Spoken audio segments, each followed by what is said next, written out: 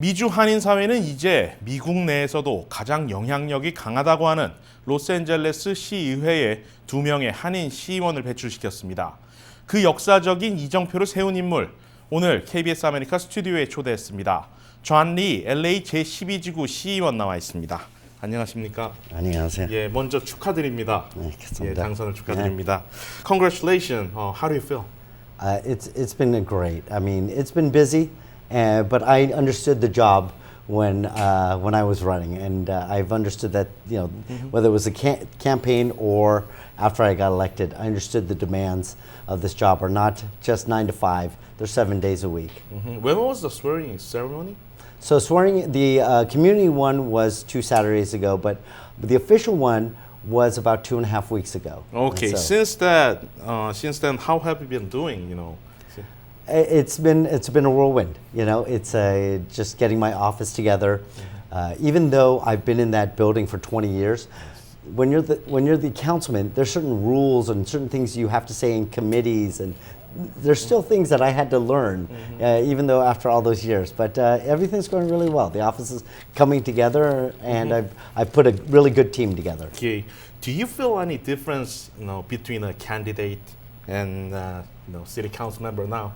Other than some people calling me by a different title, which that's really the biggest difference. I've always been understood what this job meant and the hard work that came along with it, and it's been nice to be able to start focusing on the job and not just on the campaign where you're going to community meetings, you're really listening to them and hearing what they have to say, and then taking that information back to your office and trying to put it in place.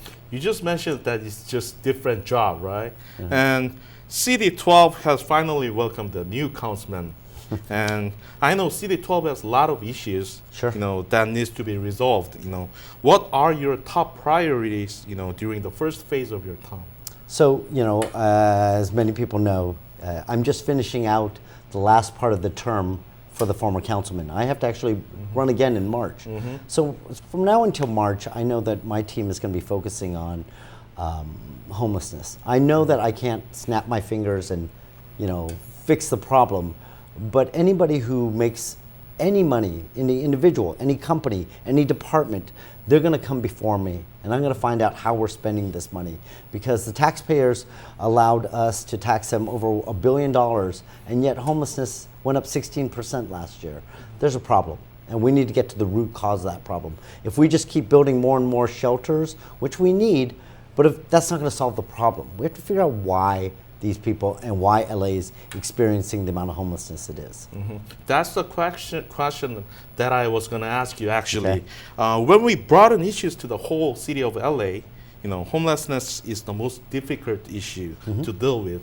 I recently heard that federal government has started taking a look at this issue and give support to the city government.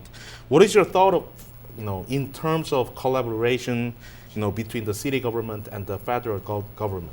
Look, I will take help wherever we can get it. We've seen a crisis that we've never had to experience before. So if the federal government wants to be a part of the solution here in Los Angeles, I welcome that. But right now, we can't just wait for that to happen. While they've been here, while they're assessing the problem, nothing has been guaranteed us. We need to start looking forward as far as affordable housing, okay?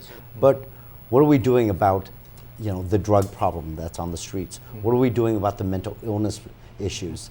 These are the things that I'm starting to work with my team and my community, and also a lot of the city council members in the building. They have the same concerns. We just may approach it a different way, but I'm hoping to bring a different voice. Okay. What other issues, are you focusing currently? Well, public safety is always my #1 issue. I always say you can't have good neighborhoods without having safe neighborhoods first. And our LAPD is woefully understaffed. For a city the size of Los Angeles, I working with the LAPD, would like to bring at least 3,000 more police officers, especially when we're looking at the Olympics being here in 2028. I think we're going. It's just about prioritizing our budget.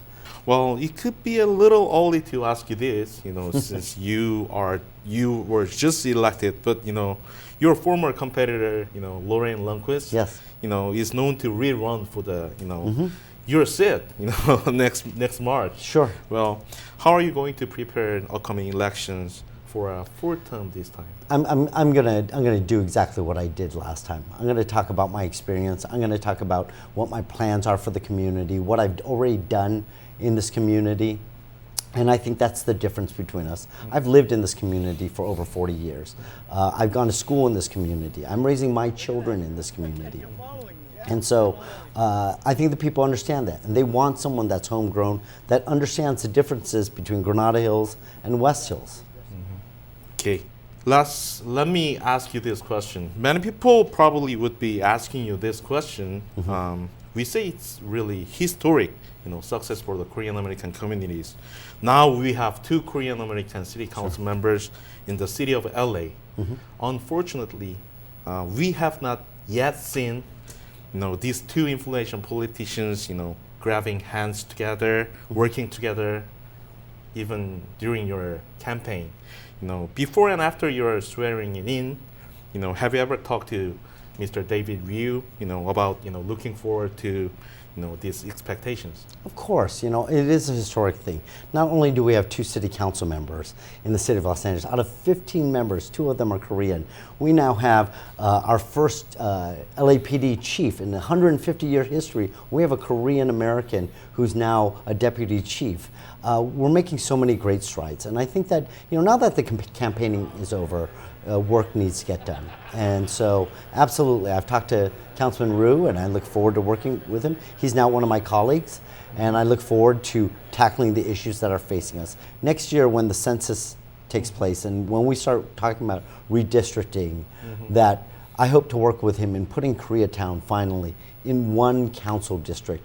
And honestly, and I think if we do that, we might even have a 3rd Korean councilman on the city council. Wow, sounds good. Okay, thank you.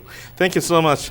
Same as the last time when we did the interview, I would like to give you an opportunity to, greet to the Korean American viewers, but this time as a council member. Oh, well, I thank you. Please. Just wanted to thank the Korean community again for everything that they did. When you take a look at the final results, no doubt that the Korean community helped push me over that top. Koreans turned out on average about 3 times more than average in my election. And I know I couldn't have done it without them. I appreciate their time. I appreciate them making phone calls, knocking on doors, but more than anything, I appreciate them casting their vote for me. So I'm gonna, if you don't mind, I'm gonna practice a little Korean that I promised the Korean community that I would start to learn. So I know you practice. Go ahead. 앞으로 열심히 하겠습니다. 앞으로 열심히 하겠습니다. 예, 예. 앞으로 열심히 하는 모습 지켜보겠습니다. 오늘 나와주셔서 감사드리고요. 앞으로도 많은 활동 부탁드리겠습니다. Thank you for coming. Thank you very Good much. luck. Thank you.